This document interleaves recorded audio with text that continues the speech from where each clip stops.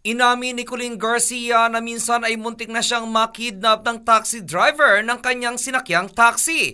Panimula ni Colleen, madalas siyang nagtataksi na mag-isa noon at halos sa tuwing sasakay umano siya sa mga ito ay nakakaramdam siya na hindi siya safe.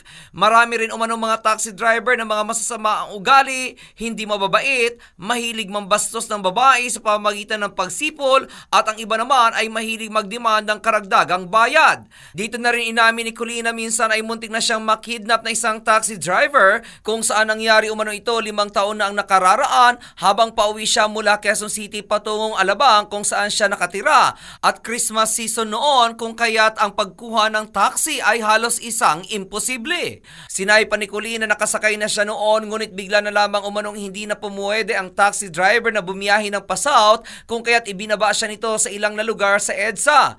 Dahil kinakabahan kung kaya't pinara nito ang isang taxi na una niyang nakita at agad na sumakay kung saan nakalimutan niya raw na kunin ang plate number nito. Ilang minuto lamang umano ay nagsabi ang driver na kailangan nilang mag-detour dahil magpapagas pa umano siya, bagay na hindi siya pumayag at nag-insist na maghanap na lamang sila ng gas station along EDSA.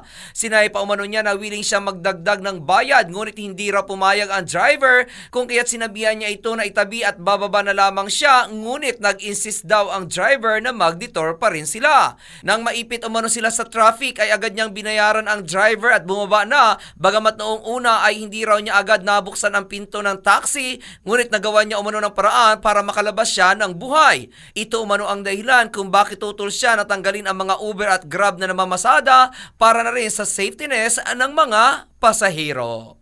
At yan aking balita, ako naman si RH43 Rocky, ang inyong kaliga sa mundo ng showbiz. Showbiz for more, like and share this page for more.